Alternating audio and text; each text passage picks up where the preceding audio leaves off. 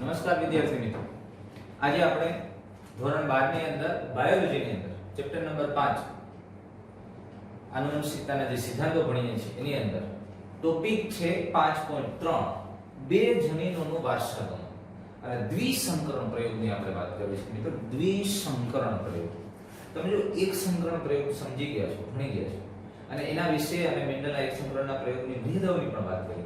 દ્વિસંકરણ પ્રયોગ પણ જરા યાદ કરો, એક સંકરણ પ્રયોગ તમે કોને કહેતા હતા કે જેમાં એક જ લક્ષણના વારસાગમનની વાત થાય એને એક સંકરણ કહેવાય. તો બહુ સિમ્પલ અને સામાન્ય બાબત છે. દ્વિસંકરણ પ્રયોગ કોને કહીશું આપણે કે જેમાં એક સાથે બે લક્ષણોના વારસાગમનની વાત હોય, એક સાથે બે લક્ષણો વારસામાં કેવી રીતે ઉતરી આવે છે અને તેનો અભ્યાસ કરવામાં આવે તો એને દ્વિસંકરણ પ્રયોગ કહેવામાં આવે છે.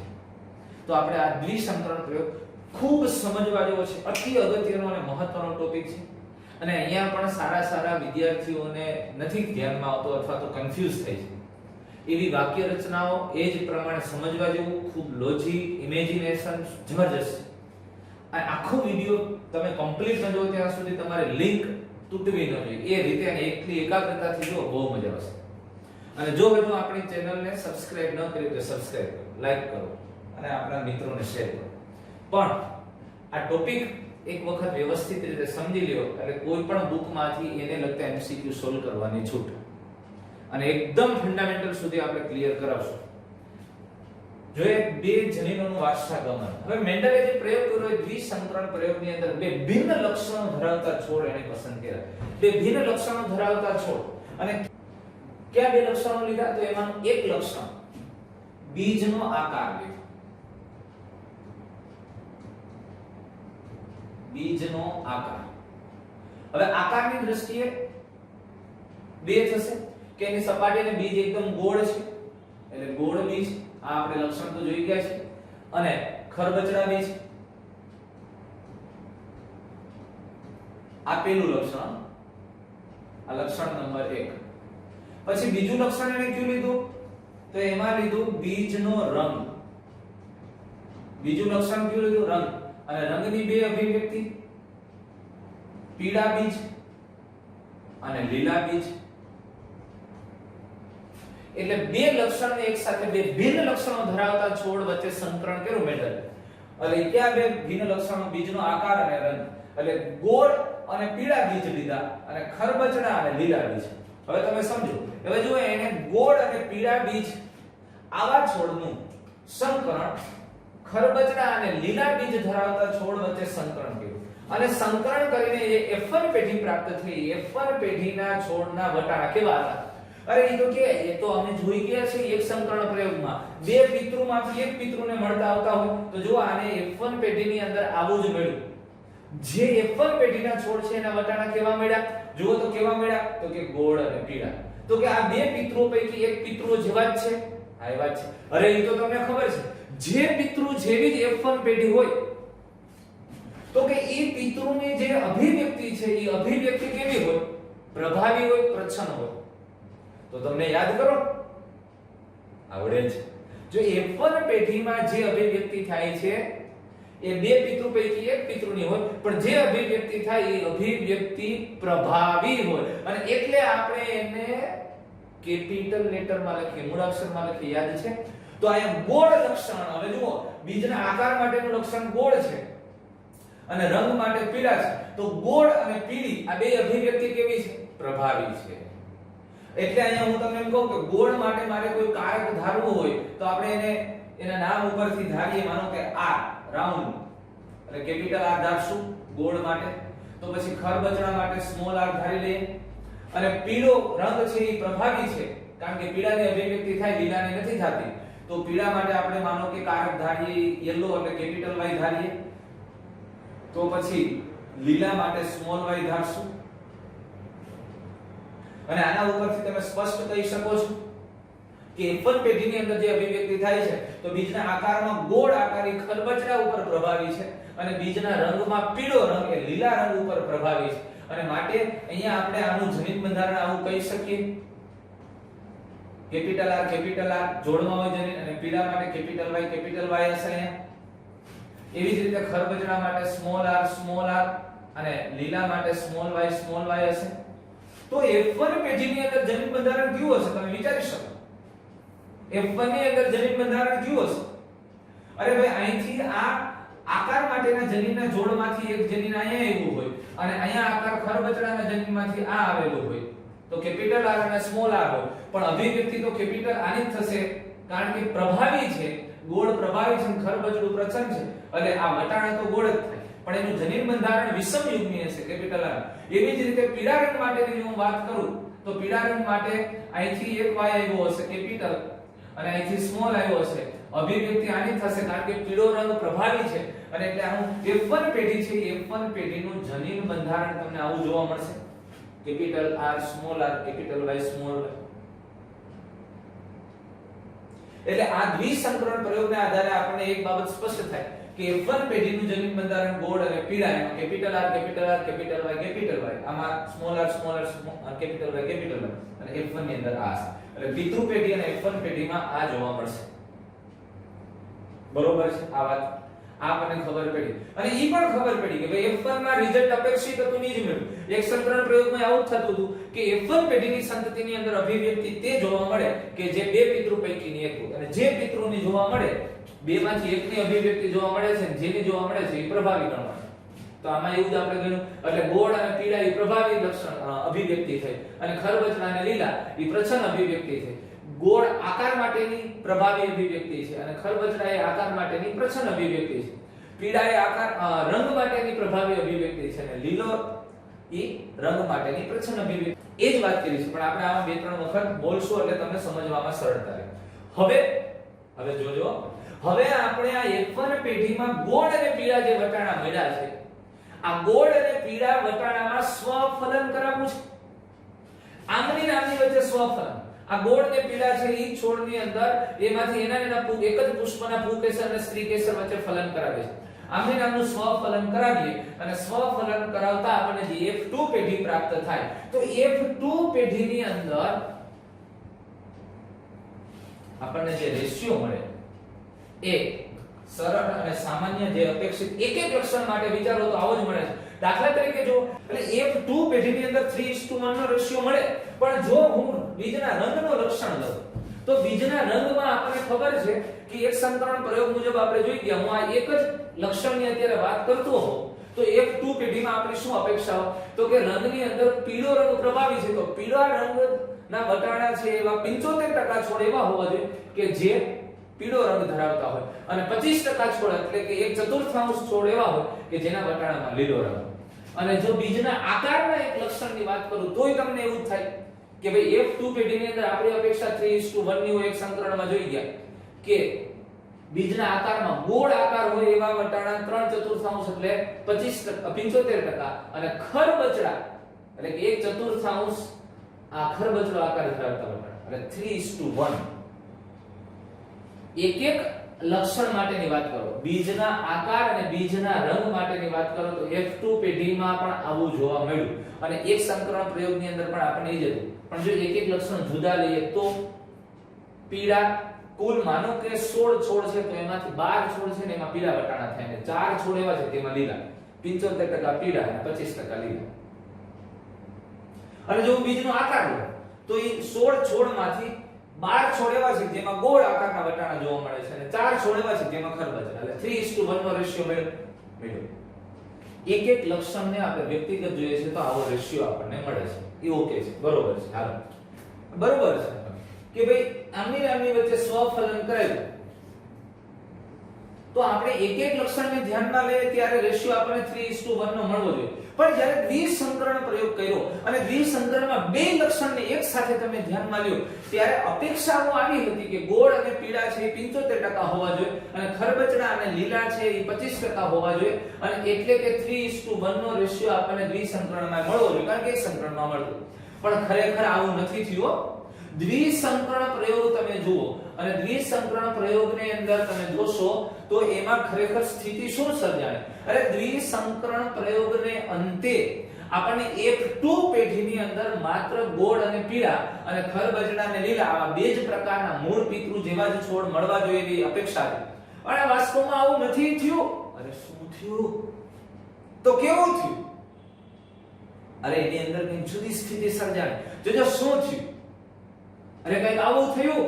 અરે આ દ્વિસંકરણ પ્રયોગને આધારે જ્યારે સ્વરૂપ પ્રકાર જોયો તો સ્વરૂપ પ્રકાર ગોળ અને પીળા પણ વટાણા જોવા મળ્યા. અરે ગોળ અને લીલા પિતૃમાં કે છે ને ખરબચડા અને પીળા. આમાં પિતૃ જ નથી અને ખરબચડા અને લીલા આ બે મૂળ પિતૃ જેવા છે. જો આ મૂળ પિતૃ જેવા છે લાક્ષણિકતા, પણ બિન પિતૃત્વ ધરાવતી લાક્ષણિકતા એવી બિન પિતૃત્વ ધરાવતી લાક્ષણિકતા આ બિન પિતૃત્વ ધરાવતી લાક્ષણિકતા એવી જો.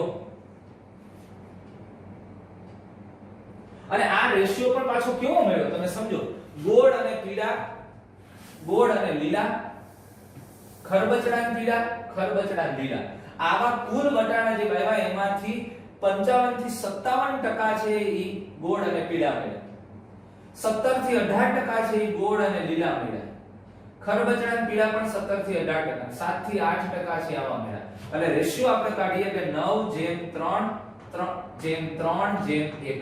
9:3:3:1. વાતને સમજો. દ્વિસંકરણ પ્રયોગનું સ્વરૂપ પ્રકાર કર્યું તો આપણે એવું વિચારતા હતા કે સ્વરૂપ પ્રકાર કેવું હોવું જોઈએ.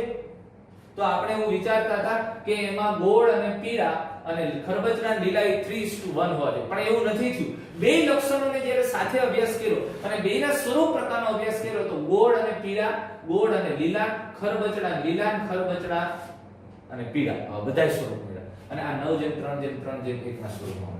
અને મેન્ડલે જ્યારે આવો અભ્યાસ કર્યો તો બધા અભ્યાસની અંદર આ જ પ્રકારે લાક્ષણિકતાઓ જોવા મળી. એટલે કે જે પિતૃઓમાં કે હતા જ નહીં એવા લક્ષણ ગોળ ને પીળા ભેગા લીધા હતા, ખરબચડા ને લીલા ભેગા લીધા હતા, પણ અહીંયા પરિસ્થિતિ જુઓ. આનો કયું લક્ષણ આવ્યું? બીજનો આકાર આવ્યો. અને આનું કયું લક્ષણ આવ્યું? બીજનો રંગ. અરે બે ભેગા થઈ ગયા, ગોળ અને લીલા ભેગા છે. અહીંયા જો ખરબચડા ને પીળા ભેગા છે કે પિતૃઓમાં હતા જ આવી લાક્ષણિકતા આવી. અને એટલે મેન્ડલને જોયું હવે કંઈક આમાં જુદું લાગે છે. વળી પાછો એનો અભ્યાસ બહુ વ્યવસ્થિત રીતે ઊંડાણપૂર્વક જોયું આવું થવાનું કારણ શું. એટલે એની સાથે ગાણિતિક બાબતોને પણ વિચારી. જોજો કેવી ગાણિતિક બાબતોને વિચારી. એક એક લક્ષણને તમે લ્યો તો બરોબર જ આવે છે. જો એક એક લક્ષણને ધ્યાનમાં લ્યો. કુલ માનો કે આવા 16 છોડ છે, એમાંથી 9 આવા છે, 3 આ છે, 3 આ છે, 1 આ છે, 16 માંથી. પણ 16 માંથી ગોળની સંખ્યા ગણો. ગોળ વટાણા હોય તો 9 ને 3 12 અને ખરબચડા 4 12 ને 4 3:1 નો રેશિયો હોય. પછી પીળાની સંખ્યા ગણો તો 9 ને 3 12 અને લીલાની સંખ્યા 4. અરે એક એક લક્ષણની વાત કરો તો 3:1 જ આવે છે, પણ બે લક્ષણને એક સાથે લ્યો તો કાંઈક ભિન્નતા જોવા મળે છે. એટલે એને ગાણિતિક રીતે વિચાર્યું કે આ ખરેખર એક એક લક્ષણને લઈને જોઈએ તો જો એને એવું વિચાર્યું કે સામાન્ય રીતે 9:3:3:1 નું પ્રમાણ છે એ પ્રમાણને એક આવા સંયોજન શ્રેણીથી એનું વ્યુત્પન્ન કરી શકાય છે. 3 ગોળ ને 1 ખરબચડા. એક લક્ષણ માટેની વાત કરી, આકાર માટેનું લક્ષણ લીધું. આ પીળા રંગ માટે ઈ એવું જ આવે છે 3:1. 3:1 નો રેશિયો આવે ને. કુલ 16 છોડ છે, એમાંથી ગોળ કેટલા છે? 12. ખરબચડા કેટલા? 4. તો એ 3:1 નો રેશિયો થયો. પછી રંગ માટે લઈ લ્યો તો પીળા કેટલા છે? 9 ને 3 12. લીલા કેટલા છે? 4. એ તો પછી એટલે આ જ બાબતને 9:3 માં એને ગાણિતિક રીતે કેવી રીતે કર્યું? આ બેને જુઓ. આ 3 ગોળ 3 પીળા સાથે ગુણો. 3 તેરી 9 ગોળ ને પીળા. આ 3 ગોળ લીલા સાથે ગુણો. 3 ગુણ્યા 1 3 ગોળ અને લીલા. એક ખરબચડા પીળા સાથે ગુણો. ખરબચડા પીળા 3 ગુણ્યા 1 3 ખરબચડા પીળા. એક ખરબચડા ને 1 લીલા. 1 ગુણ્યા 1 ખરબચડા લીલા. એટલે કે આ રેશિયો ગાણિતિક રીતે પણ સેટ થાય છે.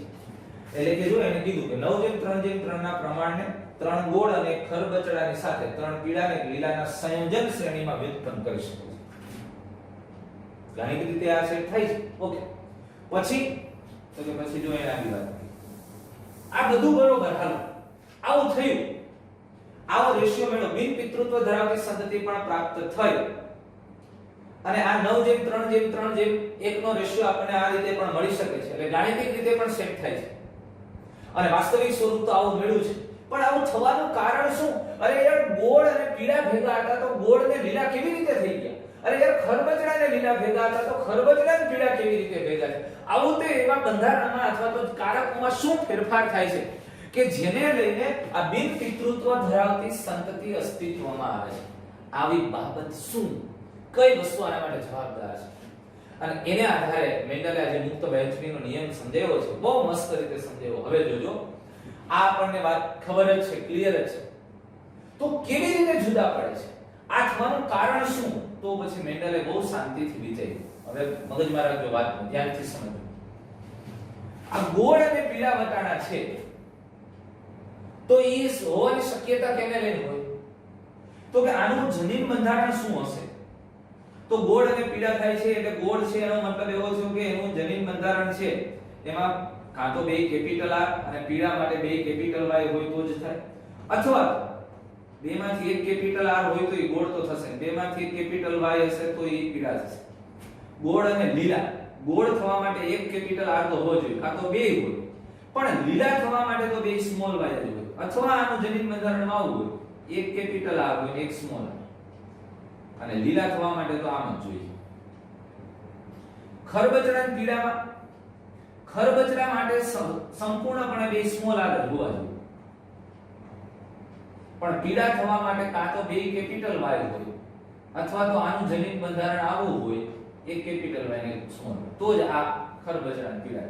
અને બે ખરબચડા લીલા છે એનો મતલબ એવો છે કે સ્મોલ r અને સ્મોલ y આ જ જનીન બંધારણ તો સંભવ બને.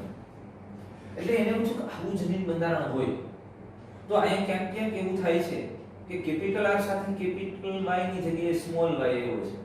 એટલે એને એવું ધ્યાનમાં આવ્યું કે ભાઈ આ R, કેપિટલ R અને કેપિટલ Y હંમેશા સાથે જ રહે એવું નથી. એટલે એને તારણ કર્યું. જોજો હવે વિચાર, એને આવું વિચાર્યું કે ભાઈ એક લક્ષણ હું લઉં અત્યારે, માનો કે બીજનો આકાર, એક લક્ષણ લીધું આકાર. અત્યારે આપણે એક સાથે બે લક્ષણોની વાત કરી, પણ પહેલા એક લક્ષણની વાત કરી, આકાર. આકાર માટેની જનીન જોડ F1 પેઢીમાં કઈ છે? Capital R small r. અને રંગ, આ બીજું લક્ષણ છે. બીજા લક્ષણ માટેના જનીનની જોડ કઈ છે F1 પેઢીમાં? Capital Y small y. હવે આમાંથી જ્યારે જન્યુ સર્જાય છે ત્યારે આમાંથી જન્યુ સર્જાય છે એ જન્યુઓ બે પ્રકારના સર્જાશે. એના 50% જન્યુમાં કેપિટલ R હશે અને 50% જન્યુમાં સ્મોલ r હશે. પણ આ કેપિટલ R અને સ્મોલ r ની સાથે બીજા પણ જવાબદાર કારકો હશે, y અને સ્મોલ y. એટલે બીજા એ લઈ હશે y અને સ્મોલ. ભીને કારણ કે એક સાથે બે લક્ષણોની વાત કરીએ છીએ. એક લક્ષણ હોય તો આપણે એક જ લક્ષણની વાત કરતા હોય તો એકને જ વિચારીએ છીએ, પણ અત્યારે બે લક્ષણની વાત કરીએ છીએ. જો એક આકારની વાત કરો તો એમાં આ પ્રકારના કારકો અથવા જનીનો છે, તો એના 50% જન્યુ એવા છે કે એમાં 50% માં કેપિટલ R હશે અને 50% સ્મોલ r હશે. અને આ 50% કેપિટલ R અને સ્મોલ r ની સાથે આ રંગ માટેના જવાબદાર કારકો હશે ને, હા, એમાં પોતે જ્યારે ઈ છૂટા પડે છે તો એમાં એવા 50% પ્રજનન કોષો એવા હશે અથવા તો જન્યુઓ કે જેમાં કેપિટલ Y હશે અને 50% જન્યુઓ એવા હશે કે જેમાં સ્મોલ y હશે. બેને અલગ અલગ રીતે વાત કરો તો આના 50% જન્યુમાં કેપિટલ R અને સ્મોલ r હશે. આના 50% જન્યુ એવા હશે જેમાં કેપિટલ Y હશે, 50% જન્યુ એવા હશે જેમાં સ્મોલ y હશે. ઈ તો સમજાય છે, પણ બેની ભેગી વાત કરવાની થાય તો આ કેપિટલ R અને સ્મોલ r, કેપિટલ Y અને સ્મોલ y, આ બે એક જ છોડની અંદર છે, એક સાથે લીધા છે. તો હવે આ પોતપોતાની રીતે મુક્ત રીતે વિશ્લેષણ થાય તો આમ કેપિટલ R અને સ્મોલ r એની રીતે છૂટા પડે, કેપિટલ Y અને સ્મોલ y એની રીતે છૂટા પડે. પણ કેપિટલ R સાથે કોણ જશે એનું નક્કી કોણ કરશે? આ કેપિટલ R છે એ કેપિટલ R સાથે કેપિટલ Y પણ જઈ શકે અથવા તો આ કેપિટલ R સાથે સ્મોલ y પણ જઈ શકે. એવી જ રીતે આ સ્મોલ r સાથે કેપિટલ Y પણ હોઈ શકે અને સ્મોલ r સાથે સ્મોલ y પણ જઈ શકે. એનો મતલબ એવો છે ચાર પ્રકારના જન્યુ સર્જે. વાત તમે સમજ્યા? અરે ભાઈ આ દરેક એટલે કહેવાની વાત એ છે કે એક જ સજીવમાં જ્યારે બે લક્ષણના જનીનની જોડ આવેલી હોય તો બંને જોડ પોતાની રીતે સ્વતંત્ર રીતે વિશ્લેષણ પામે છે. કોઈ પણ લક્ષણ માટે જનીનો અથવા કારકો જોડવા છે, કારક જોડવા છે અને મુક્ત રીતે વિશ્લેષણ પામે છે કે જે તો આપણે આગલા નિયમમાં ભણી ગયા મેન્ડલના વિશ્લેષણના નિયમમાં કે જોડમાં રહેલા કારકો મુક્ત રીતે વિશ્લેષણ પામે છે. એટલે જોડમાંથી એક કારક એકમાં જાય બીજું બીજામાં જાય, આમાં પણ એકમાંથી એકમાં જાય, પણ આ બે સ્વતંત્ર રીતે વિશ્લેષણ પામે છે. એવું જરૂરી નથી કે કેપિટલ R ની સાથે કેપિટલ Y જ જાય. અરે કેપિટલ R ની સાથે સ્મોલ y પણ હોઈ શકે અને સ્મોલ r સાથે કેપિટલ Y પણ હોઈ શકે. આ બે સ્વતંત્ર રીતે વિશ્લેષણ પામે છે. એટલે આપણે એવું કહી શકીએ કે આ જ્યારે કેપિટલ R સાથે આમાંથી જુદું પડેલું કેપિટલ Y પણ હોઈ શકે અને કેપિટલ R સાથે જુદું પડેલું સ્મોલ y પણ હોઈ શકે એના પ્રજનન કોષોની અંદર. અને સ્મોલ r સાથે કેપિટલ Y પણ હોઈ શકે અને સ્મોલ r સાથે સ્મોલ y પણ હોઈ શકે. એટલે કે F1 પેઢીમાંથી જ્યારે જન્યુઓ સર્જાય છે ત્યારે જન્યુઓ 4 પ્રકારના સર્જાઈ શકે અને દરેકની 25% સંભાવના હોય. એનો મતલબ એવો છે કે અહીંયા જે કેપિટલ R અને કેપિટલ Y ભેગા હતા એવું જરૂરી નથી કે જન્યુના નિર્માણ દરમિયાન કેપિટલ R અને કેપિટલ Y બે સાથે જ હોય. જ્યારે F1 પેઢીમાં જન્યુ સર્જાય છે ત્યારે બે અલગ અલગ લક્ષણ માટેના જનીનોની જોડ, આ એક લક્ષણ માટેના જનીનની જોડ અને આ બીજા લક્ષણ માટેના જનીનની જોડ, એ બેનું વિશ્લેષણ થાય એ એકબીજાથી સ્વતંત્ર છે, એકબીજાથી સંપૂર્ણપણે ઇન્ડિપેન્ડન્ટ છે અને એટલે લો ઓફ ઇન્ડિપેન્ડન્ટ એસોર્ટમેન્ટ. આમાં કેપિટલ Y અને સ્મોલ y જુદા પડે છે એની રીતે પડે છે, કેપિટલ R અને સ્મોલ r પડે છે એની રીતે પડે. એવું સ્પષ્ટ ક્યારેય ન સમજવું કે કેપિટલ R સાથે કેપિટલ Y જ હોય અને સ્મોલ r સાથે સ્મોલ y. કારણ કે અહીંયા બે ભેગા બે એકબીજાથી મુક્ત જ વિશ્લેષણ પામતા હતા. આ કેપિટલ R સાથે આ કેપિટલ Y જાય એવું જરૂરી નથી. આની સાથે આ હોઈ શકે ને આ હોઈ શકે.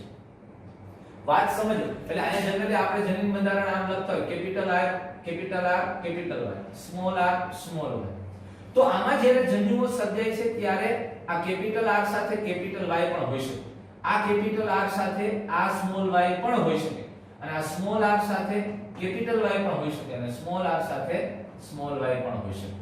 વાત ક્લિયર થાય છે તમને? અહીંયા હવે જે નિયમ આપ્યો છે એ નિયમ શું સમજાવે છે? જો મુક્ત વિશ્લેષણનો નિયમ શું કહે છે? મુક્ત વિશ્લેષણનો નિયમ કેવી રીતે સમજવો?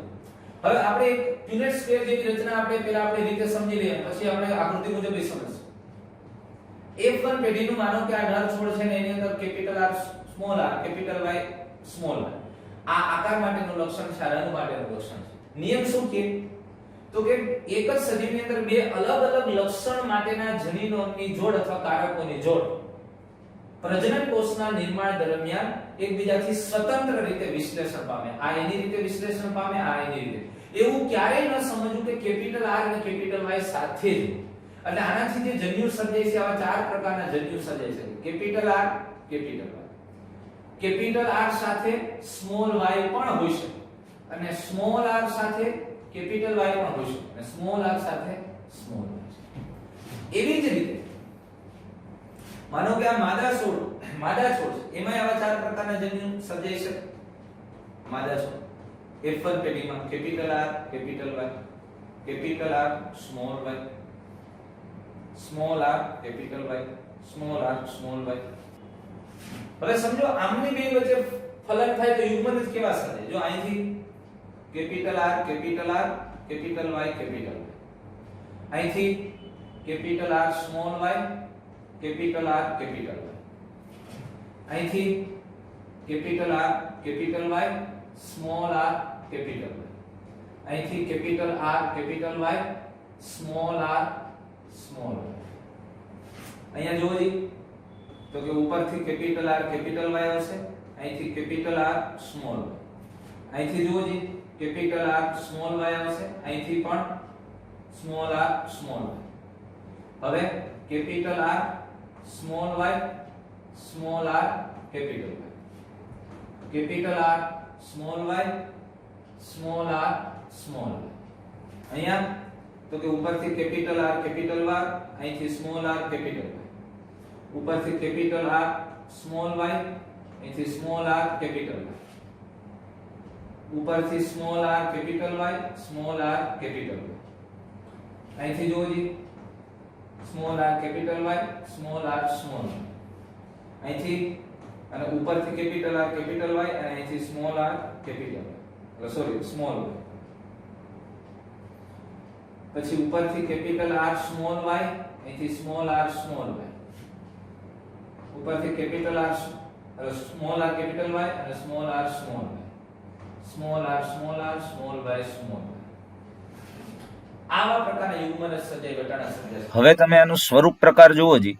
સ્વરૂપ પ્રકાર કેવું થાય છે? અરે બે કેપિટલ R કેપિટલ Y, ગોળ અને પીળા, ગોપી. આનું જુઓ જી, ગોપી. આનું જુઓ જી, ગોપી. એક R કેપિટલ આવી ગયો એટલે ગોળ અને એક કેપિટલ Y આવે એટલે એ પીળો. આનું પણ ગોપી.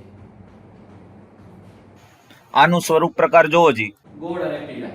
એક કેપિટલ R ને એક કેપિટલ Y એટલે વાત પૂરી થઈ ગઈ. ગોળ અને પીળા, ગોપી. આ પણ ગોપી. આમાં જુઓ જી, કેપિટલ R અને સ્મોલ y. અરે યાર ગોળ, સ્મોલ y લીલા, ગોલી. એક કેપિટલ R ગોળ અને કેપિટલ Y પીળા, ગોપી. એક કેપિટલ ગોળ અને બે સ્મોલ y, ગોલી.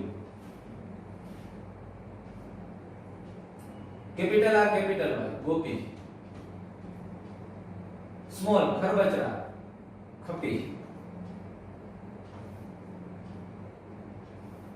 ખપી, ગોલી. ખરબચડા અને પીળા, ખપી અને ખલી. હવે જુઓ તમે કુલ ગોળ અને પીળાની ગણતરી કરો. ગોપી કેટલા છે? ગોળ અને પીળા, ગોળ અને લીલા,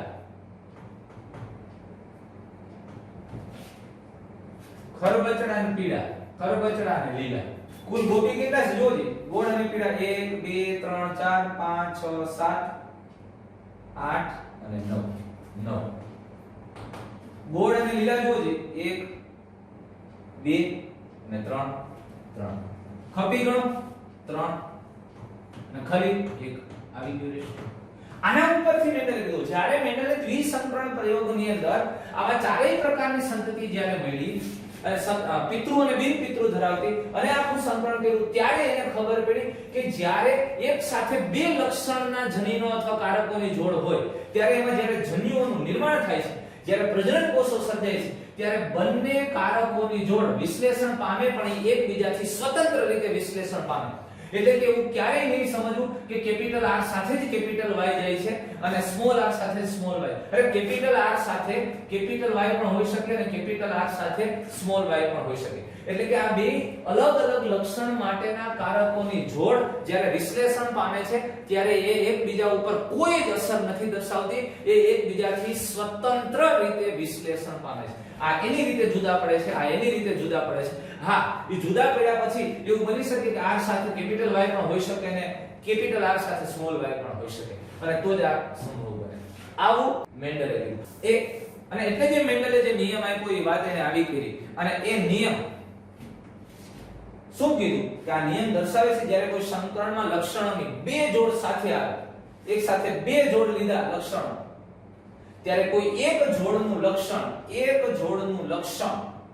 એ બીજી જોડના લક્ષણથી, બીજી જોડના એટલે એક જોડનું લક્ષણ એ બીજી જોડના લક્ષણથી સ્વતંત્ર રીતે વિશ્લેષણ પામે. અને વિશ્લેષણ તો જોઈ ગયા કે બે એકબીજાથી જુદા પડે છે. એટલે અહીંયા બહુ સ્પષ્ટ વાત કરી છે. પણ મુક્ત વિશ્લેષણનો નિયમ આ સમજાવે છે, જ્યારે એક સાથે બે લક્ષણોને ધ્યાનમાં લીધા હોય અને આવા સંકરણની અંદર તો લક્ષણોની બે જોડ જ્યારે સાથે આવતી હોય ત્યારે કોઈ એક જોડનું લક્ષણ એ બીજી જોડના લક્ષણથી સ્વતંત્ર રીતે વિશ્લેષણ પામે એટલે જુદા પડે છે. આ વાત મુક્ત વિશ્લેષણના નિયમમાં સમજાવી છે. ક્યુનેટ સ્ક્વેર મુજબ આપણે ટેક્સ્ટ બુક મુજબ જોઈએ એટલે આ બે વચ્ચે સંકરણ કરે તો F1 પેઢીની અંદર પીળા છોડ મળ્યા અને એનું સ્વફલન કરાવતા F2 પેઢીમાં આપણને આવું મળ્યું, જે આપણે હમણાં ક્યુનેટ સ્ક્વેરમાં જોયું. જન્યુ આ ચાર પ્રકારના સર્જાઈ શકે. માનો કે આ નર તરીકે લઈ તો આ હવે એનું જનીન બંધારણ તો આપણને ખબર જ છે. કાં તો કેપિટલ R અને કેપિટલ Y, સ્મોલ r અને કેપિટલ Y, કેપિટલ R ને small y, small r small y. એવા જ આવા આમ સજાય એટલે આવું કુલ 16 માંથી 9 પીળા દેખાય છે. જુઓ, અરે 9 નહીં 12 પીળા દેખાય અને 4 લીલા દેખાય. એ એક લક્ષણની વાત કરી. પણ ગોળ અને પીળા દેખાય એવા 9 છે. ગોળ અને પીળા દેખાય એવા 9 છે. આ 4, આ 3 7 અને આ 2 9. પણ ગોળ અને લીલા દેખાય એવા 3 છે. જો, અને ખરબચડા અને પીળા દેખાય એવા 3 છે. ખરબચડા અને લીલા દેખાય એવા 1 છે. આ 9:3:3:1 નો રેશિયો મળ્યો. આ તો ઓકે. આ એનું સ્વરૂપ પ્રકારની અંદર તમને 4 પ્રકાર મળ્યા. 4 પ્રકારના સ્વરૂપ પ્રકાર મળ્યા. ગોળ અને પીળા, ગોળ અને લીલા, ખરબચડા અને પીળા અને ખરબચડા અને લીલા. 4 પ્રકારના સ્વરૂપ પ્રકાર મળ્યા. પણ જનીન પ્રકાર તમે વિચારો, અને જનીન પ્રકાર તમારે લખીને કહેવાના છે. જાણો જનીન પ્રકાર શું હોય? સોરી, 1:2:1 હતો. એક સંકરણમાં કેવું મળતું હતું આપણને ખબર છે? જનીન પ્રકાર F2 પેઢીની અંદર આવો મળતો હતો ને. અને સ્વરૂપ પ્રકાર, આ જનીન પ્રકાર F2 પેઢીમાં હતો અને સ્વરૂપ પ્રકાર આપણને આવો મળતો હતો 3:1. પણ અહીંયા સ્વરૂપ પ્રકાર છે એ કેવું મળ્યું? 9:3:3:1.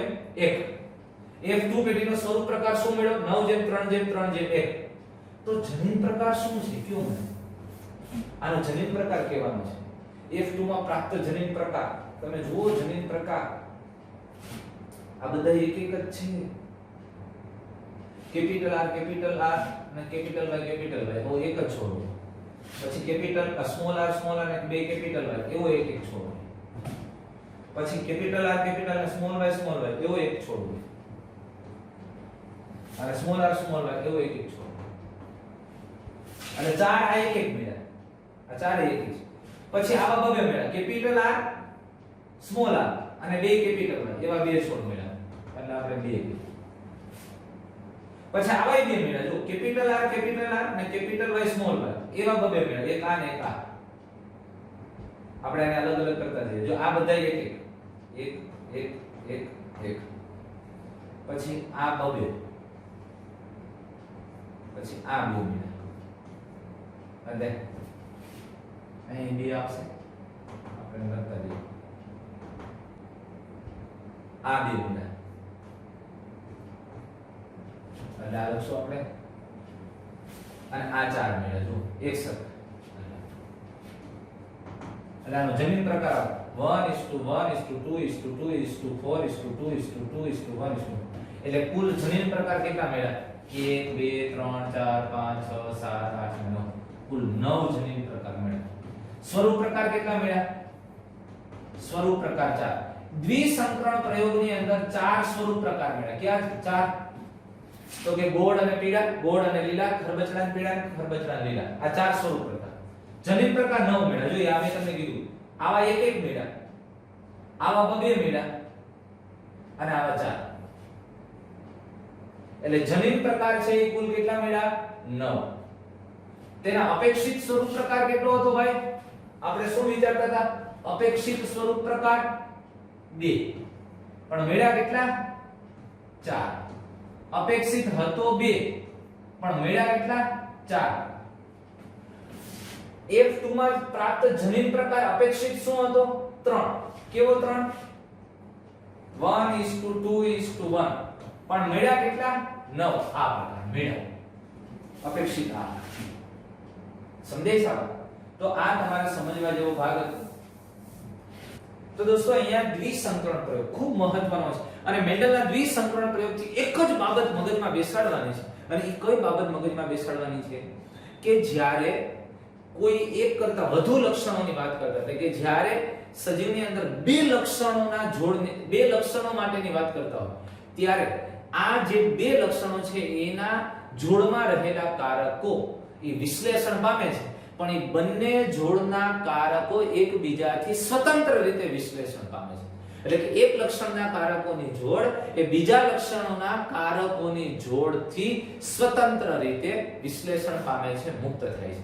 એટલે એ એકબીજા ઉપર કોઈ જ અસર દર્શાવતા નથી.